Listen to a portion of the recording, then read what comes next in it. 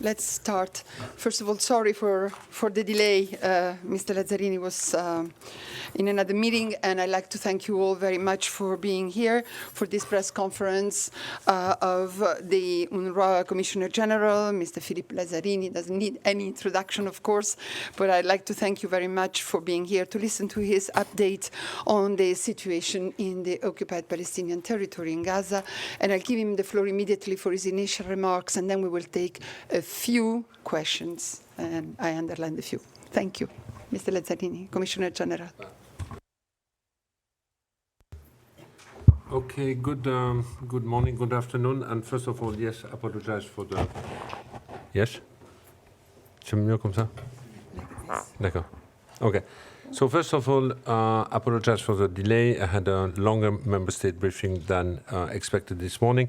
What I suggest to do now is maybe just to share one or two latest development on the ground, but also to share with you some of the messages I have shared with the member states, and also to comment on the review, the Catherine Colonna's report, and maybe also a little update on the OIOS report. When it comes to the situation on the ground, I mean, basically our colleagues are telling us that there is a extraordinary deep anxiety prevailing right now in Gaza, because the question everybody asks is whether, yes or not, there will be a military offensive, and the likelihood of a military offensive will all depend whether or not a ceasefire deal will be reached this week.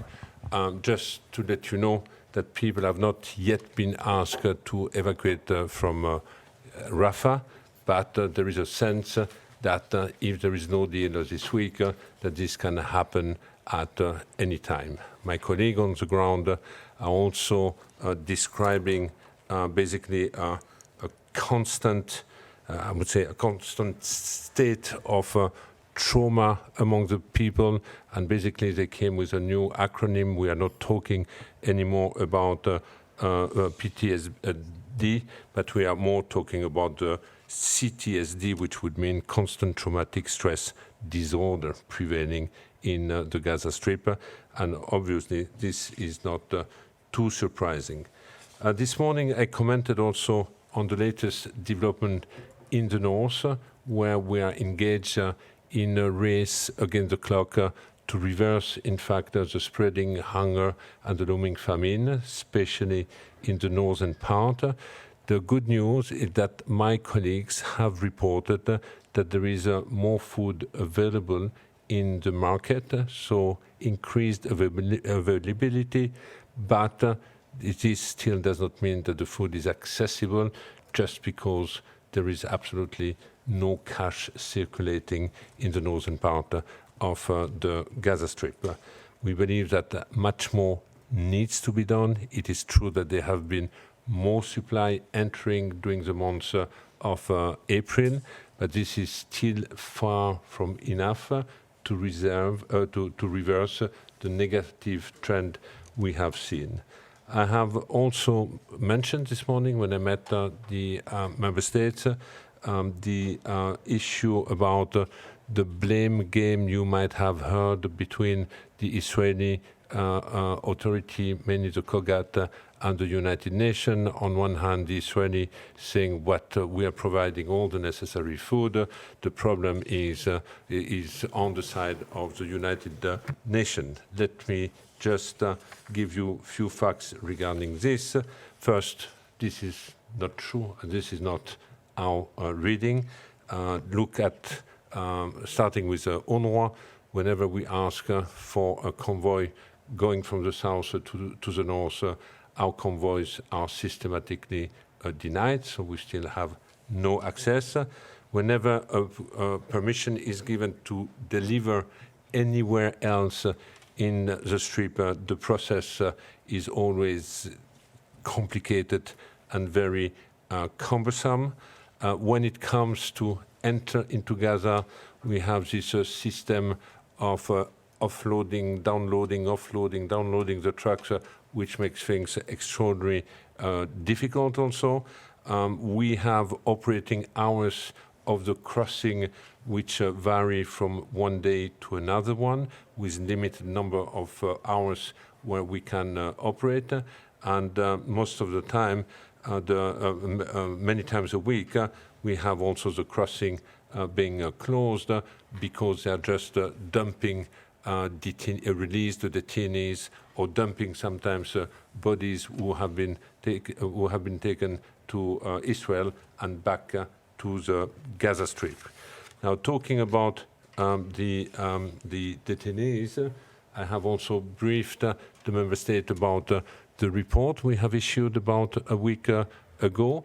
It was the first time that, in fact, UNRWA has released such a report.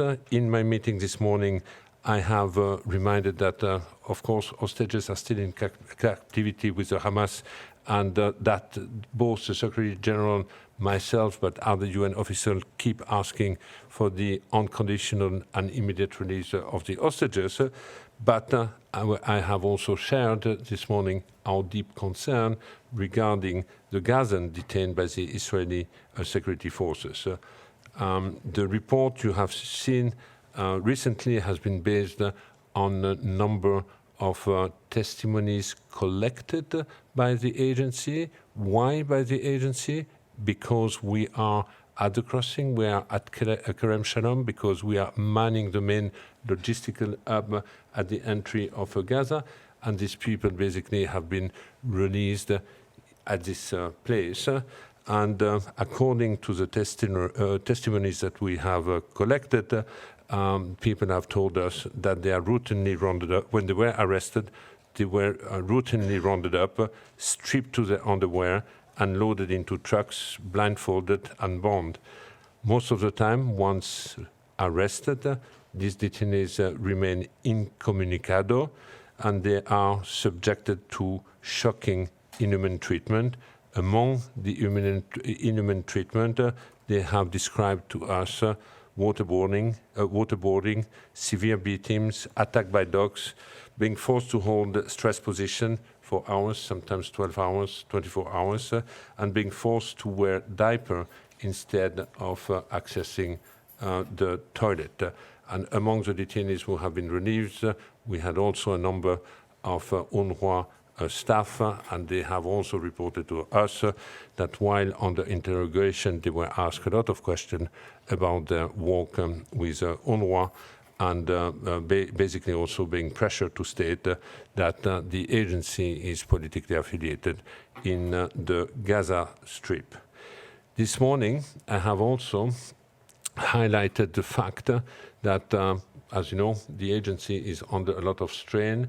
They are called for the agency to be dismantled, but the agency also has been targeted over the last 7 months in Gaza, where both our staff but also our premises, as well as our operation. I just reminded that since the beginning of the war, we have 182 staff members now who have been killed, more than 160 premises which have been damaged or totally destroyed, and most of these premises were sheltering displaced people, and more than 400 people have been killed in these premises.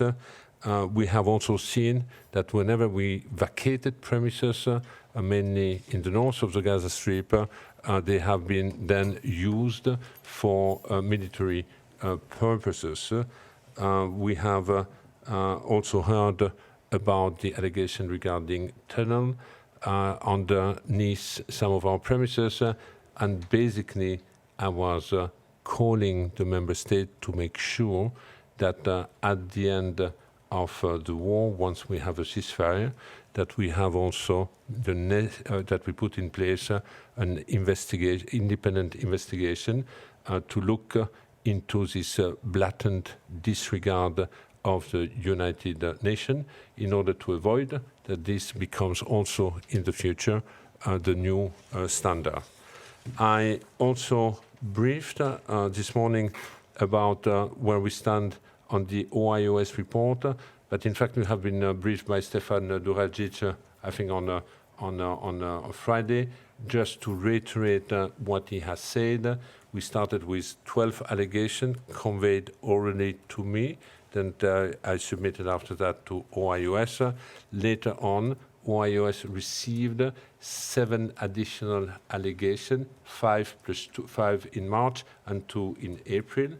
Out of the 19, 1 person has been completely cleared and is now reinstated, and 4 people out of the 19, the investigation is now on hold because there is no further or additional information available for the time being. When it comes to the Catherine Colonna report, you had access already a week ago. You have seen that she has stressed the fact that the agency has important and robust system and mechanism to deal with neutrality breaches, that it is in fact above the average in the region, but obviously we can do more, and there is a number of recommendations that 50, yes, I see the body language right now, that the Secretary General and myself are committed now to implement. You have seen the 8th category. She has looked into it. We have published last week already 4 pages informing the member states about our intent and how we will follow up on this recommendation. And I hope that by mid-May we will have a first preliminary action plan to be shared. Now we will have 4 categories of recommendation. One are the recommendation for which the agency has already taken step, and we have just to align them with the recommendation of the report. We have additional recommendations which we consider a quick fix and can be implemented. Then we have recommendations which require additional resource within the organization. And lastly, we will have recommendations also which will require the support of member states or host country. We are committed to report back on a regular basis on where we stand with this recommendation. Maybe just a comment on the funding of the situation. In January, you remember that once the allegations have been made public, up to 16 countries suspended the contribution to the agency. The good news is that as of today, most of the donor countries have resumed their contribution to the agency. We just have a handful of a country who still need to take a decision. We know that the main contributor, being the US, has indicated that they will not be able to support the agency before March 25. But meanwhile, in all member state briefing, they are recommending other countries to support UNRWA, and we still wait otherwise the decision of other countries, including the one we are just now. The good news also on the funding is that we have new donors or countries who before never contributed to the agency. And I want also to flag the success in private fundraising.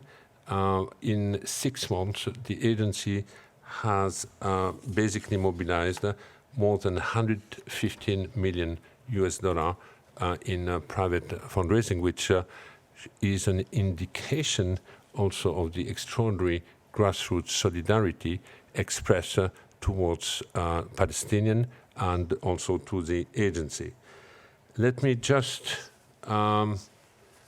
conclude with 1 or 2 comments. The first one, and I was at the Security Council 10 days ago, and basically I reminded the member state that all the call for the agency to be dismantled, not only in Gaza, but also in East Jerusalem and in the West Bank, have nothing to do with neutrality. Neutrality issues can be addressed.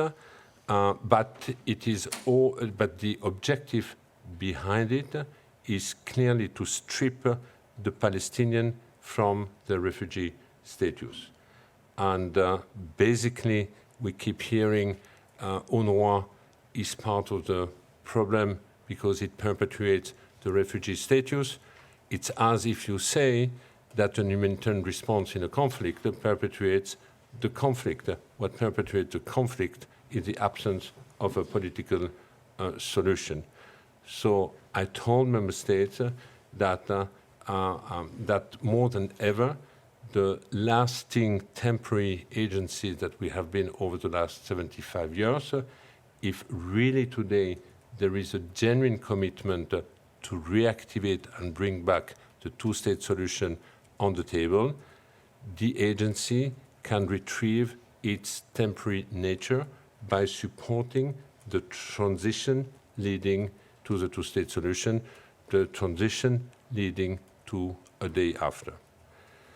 I think, Alessandra, I will maybe stop here and take questions. And there are many, Commissioner General Lazzarini.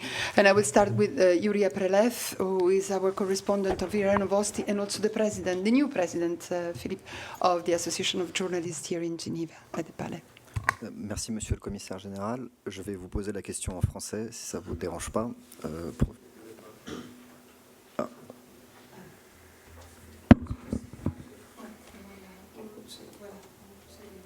Je vais vous poser la question en français. Merci pour le briefing et merci d'avoir pris le temps de venir nous voir. Ma question est sur le fait que ce matin, l'adjointe du représentant permanent d'Israël, pendant son intervention, a expliqué que les accusations ne portaient plus sur 12 agents employés de l'UNRWA, mais sur 19 qui auraient participé aux attaques du 7 octobre. Et elle a notamment précisé que 2135 employés de l'UNRWA étaient, selon les informations israéliennes, membres du Hamas ou du djihad islamique palestinien.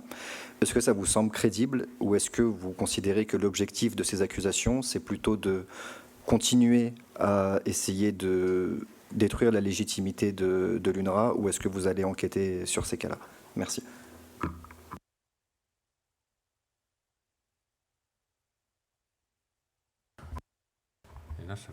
Tout d'abord, félicitations pour la nouvelle fonction.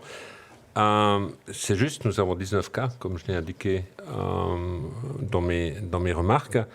Par la suite, il y a beaucoup de chiffres qui circulent, des centaines de personnes qui seraient membres de groupes armés, des milliers de personnes qui seraient adhérents, peut-être plus sympathisants.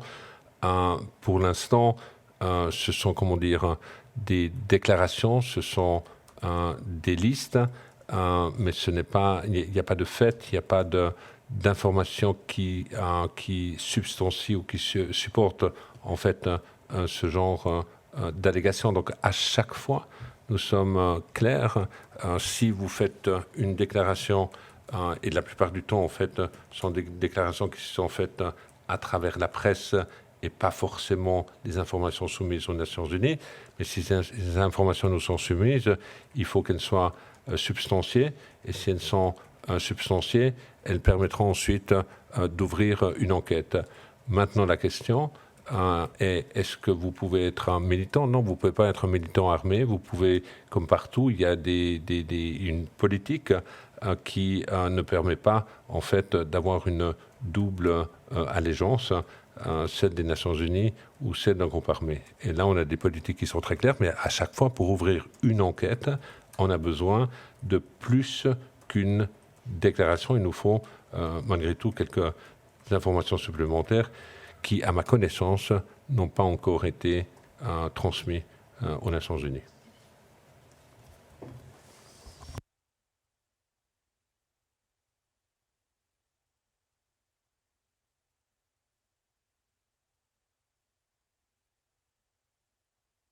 Okay, so I'll now go to Benjamin Louis, who is our correspondent of the French-speaking Swiss radio.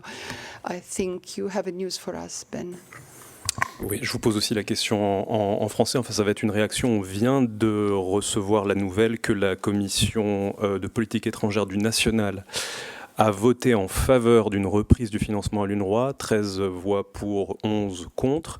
Le Conseil fédéral va devoir encore se prononcer sur cette décision finale. Et on apprend également que parallèlement, le Parlement va déposer une motion pour financer les ONG actives au Proche-Orient sans l'UNRWA, dans un second temps. Donc j'aimerais avoir votre réaction. Merci. Écoutez, premièrement, c'est une nouvelle pour moi, donc merci de me la transmettre. C'est plutôt une bonne nouvelle que la majorité des membres de la Commission des Affaires étrangères du Parlement recommandent en fait la continuation du soutien à l'UNRWA. Nous avons plaidé en fait dans ce sens, et je pense qu'il est important que la Suisse, en effet, continue sa tradition humanitaire dans la région. Et au moment où les réfugiés palestiniens et les Palestiniens ont le plus de besoins, que la Suisse continue d'être un partenaire avec la principale agence des Nations Unies venant en aide aux réfugiés palestiniens. Pour la deuxième partie de la question, je ne suis pas 100% sûr que j'ai bien compris. Est-ce que c'est une motion pour neutraliser la recommandation ou c'est une motion dans le futur? Là, je pense que j'ai trop peu d'éléments pour c'est ce commenter. Que je comprends aussi. En fait, la Commission va déposer une motion pour qu'à terme, l'UNRWA ne touche plus d'argent, mais que ce soit d'autres ONG présentes au Proche-Orient qui gèrent l'humanitaire, qui serait donc, les fonds humanitaires apportés par la Suisse. Donc c'est un oui dans un premier temps et un non dans un deuxième. Alors, écoutez, j'espère que le non dans un deuxième temps se fasse le jour où la Suisse et les autres États membres auront œuvré à la création d'un État palestinien. Et lorsque nous aurons un État palestinien, nous pourrons effectivement nous retirer de la région. D'ici là, toute atteinte ou affaiblissement de l'agence va être perçu par les Palestiniens en général comme une atteinte à leurs aspirations d'autodétermination. Et on l'a vu lors d'un sondage la semaine dernière que 80% des Palestiniens dans le West Bank, et en Cisjordanie et dans la bande de Gaza pensent que l'objectif d'affaiblir ou de démanteler UNRWA ou de remplacer UNRWA est lié à l'abandon des deux États. Merci beaucoup. Je continue. Stéphane Boutsard, Letton. I have a list. Merci. I've seen all your hands. Merci pour ce briefing, Monsieur Lazzarini. Pour rebondir un peu sur ce que disait mon collègue, vous avez vu qu'il y a effectivement un débat extrêmement intense à Berne autour de l'UNRWA et tout ça. Quel est le message que vous aimeriez transmettre? Parce que là, effectivement, indépendamment de ce vote, tout n'est pas clair du tout sur la direction dans laquelle la Suisse va aller. Quel est un peu le message que vous aimeriez transmettre aux parlementaires par rapport à l'importance qu'a l'UNRWA dans l'apport d'aide humanitaire, de toutes les activités qu'elle a? Et ma deuxième question, c'est... en tant que représentant suisse ou à la tête de l'UNRWA, est-ce que vous avez encore confiance dans la politique étrangère de la Suisse? Merci. Merci. Écoutez, je répondrai à la première question comme citoyen suisse également et pas forcément comme commissaire général. Évidemment que je suis inquiet de la perception de la Suisse. Il est important que cette Suisse, qui traditionnellement est une Suisse humanitaire, une Suisse neutre, impartiale, une Suisse des bons offices, continue d'être perçue comme cela. Je pense que dans un contexte aussi polarisé que le conflit israélo-palestinien et que le conflit actuel à Gaza, il est important que cette politique soit poursuivie. Et je pense qu'abandonner si la Suisse devait venir à abandonner son soutien à une agence comme UNRWA, en fait, elle sera très vite perçue dans cette partie du monde comme mettant en œuvre un agenda venant du Nord, un agenda partial, un agenda où finalement on applique un droit humanitaire international à deux vitesses, où ça ne s'applique pas forcément aux Palestiniens. Et là, je parle de ressentie. Et donc, je pense qu'effectivement, ça peut avoir un impact durable par la suite sur le rôle que la Suisse pourrait jouer sur la scène internationale et surtout dans les domaines qui lui ont été chers jusqu'à maintenant. Donc, je suis soulagé de la première partie de l'information qui vient d'être communiquée. Et évidemment, j'espère qu'elle ne sera pas suivie de la deuxième partie de la recommandation que l'on vient d'entendre. Thank you very much. Christian, I had noted your hand. It's okay now. Okay, so let's go to Jérémy Lange, RFI, another French speaker. Bonjour, Monsieur Lazzarini. Sur le financement, vous êtes réjoui des contributions des donateurs privés, 115 millions, je crois, de dollars. Ça ne compense pas, bien évidemment, le manque à gagner, si je peux m'exprimer ainsi, des contributions des quelques pays qui ont toujours suspendu leur financement, la Grande-Bretagne, les États-Unis surtout. Par rapport au financement, on sait que l'UNRWA pouvait fonctionner jusqu'à fin juin, c'était les dernières nouvelles qu'on avait. Aujourd'hui, comment faire sans la contribution des États-Unis? Jusqu'à quand vous pouvez fonctionner? Ça, c'est la première question. Et puis la deuxième question sur le rapport OIOS. Quand est-ce que vous attendez les conclusions de ce rapport et est-ce que, une fois qu'il sera publié, vous espérez que cela mette un terme à la polémique sur le bien fondé ou pas de l'UNRWA et qu'on puisse passer à autre chose? Merci. Je pense que le rapport Colonna devait être en fait le rapport qui parle en fait du bien fondé de l'UNRWA. Je pense qu'une des conclusions a été que l'UNRWA est essentiel, est indispensable, ne peut pas être remplacé dans son mandat et qu'en plus l'agence a des systèmes robustes au-delà de la moyenne, mais en raison de la complexité et de la politisation de l'environnement dans lequel on se trouve, on doit faire plus et on s'est engagé en fait à mettre en œuvre les recommandations. OIOS, ce sont des enquêtes sur des comportements individuels du personnel de l'UNRWA.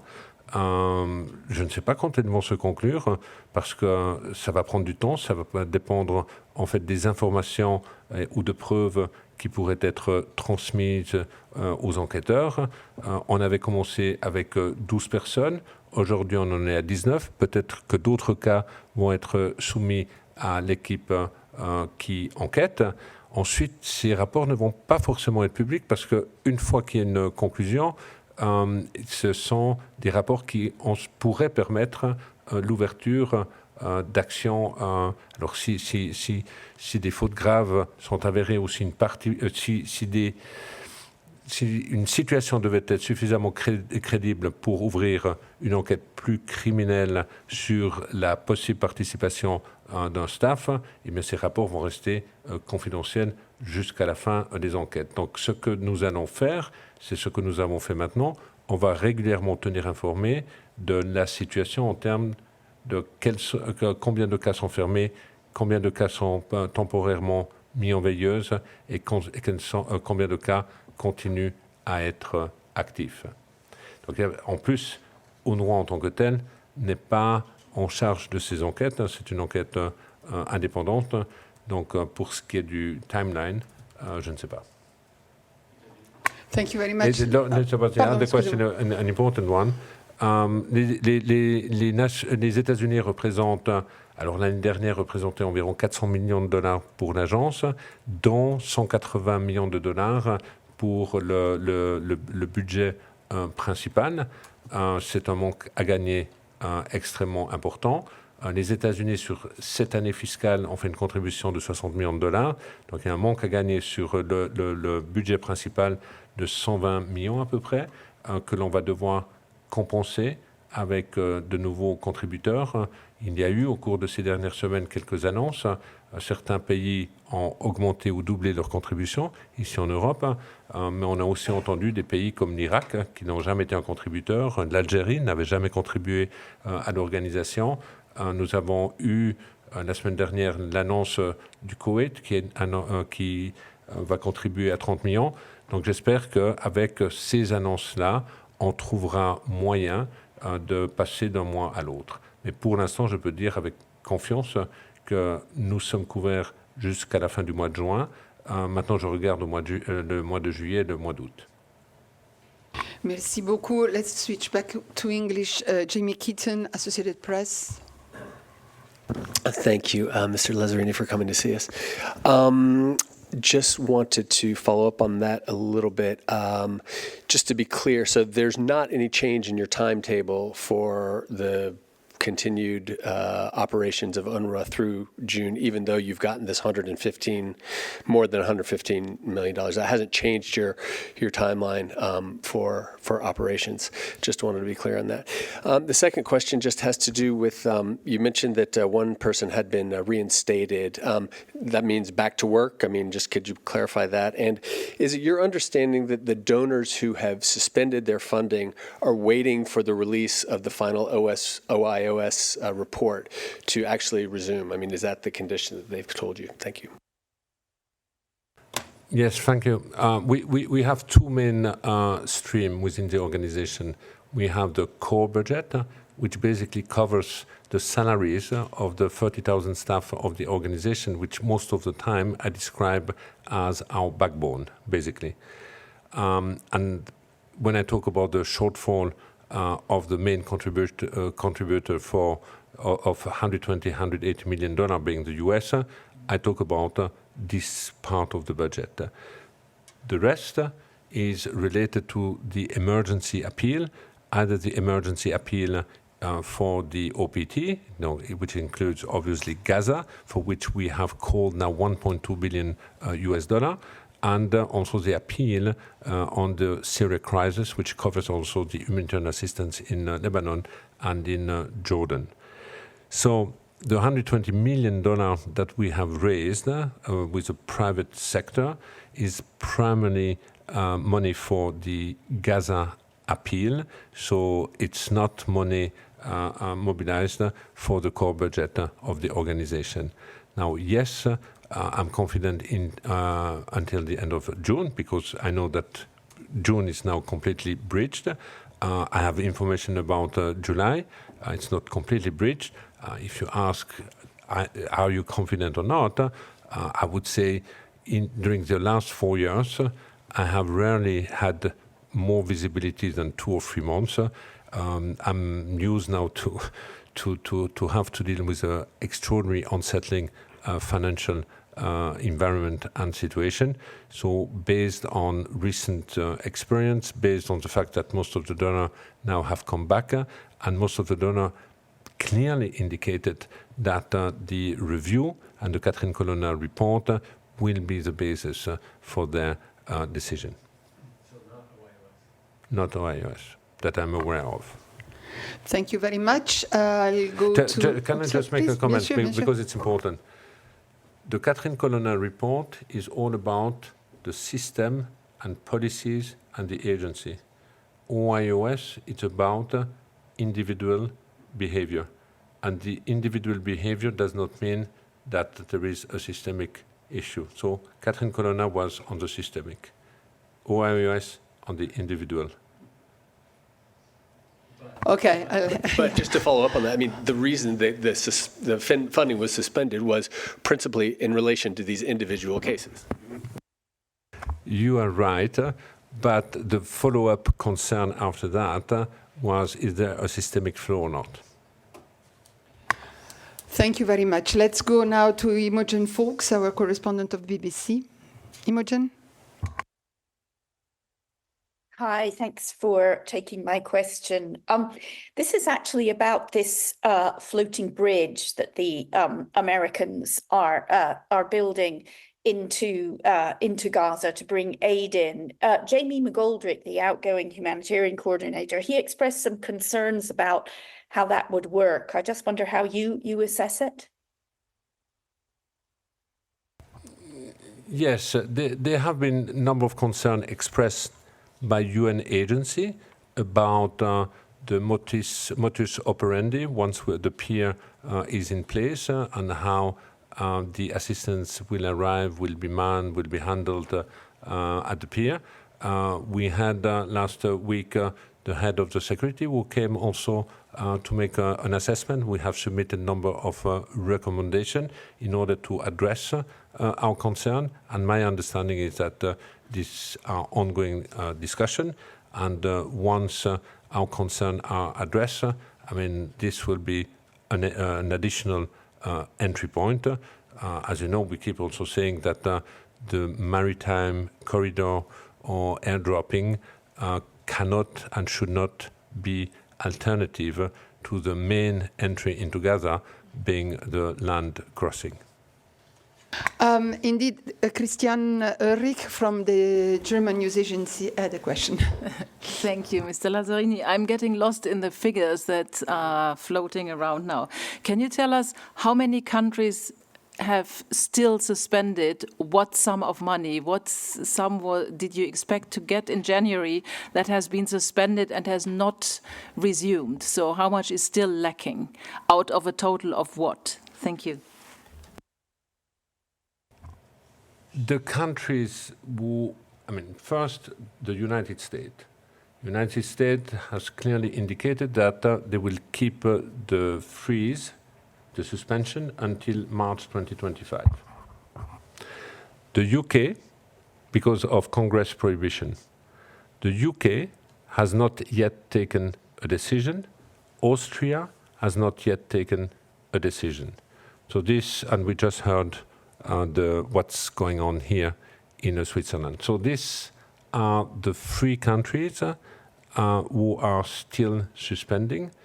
All the other countries have resumed. Now we hear that Italy has also suspended, but Italy has not yet contributed to the agency since the new government is in place. So since 2023, they have not contributed to the agency.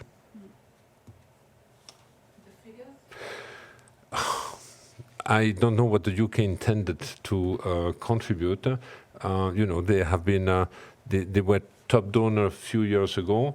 They have significantly decreased when they have politically taken the decision to decrease their oversight budget from 0.7 to 0.5 of the GDP. I don't know exactly what the intent was for this year, so I have to look back to what they contributed in 2023 to have an estimate. But for the US, we are talking about 180 million US dollar. Can we take a couple more questions? Okay.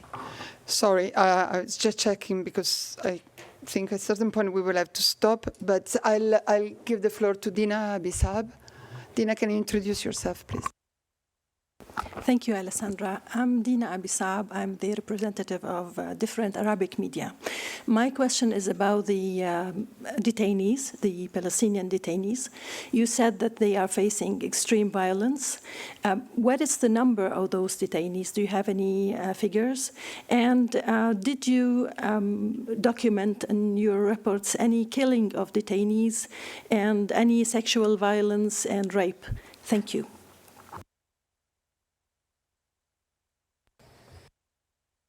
Thank you. What we have reported, basically, it's what I have shared with you before. So the short answer is no other mistreatment or torture than the one I have described. How many detainees? I don't know. I can tell you how many have been released through the Kerem Shalom crossing, and there have been more than 1,000 over the last few months. Thank you very much. Now, Elizabeth. She was waiting. She's been waiting for a long time. Luisa Ballin from the Global Geneva magazine.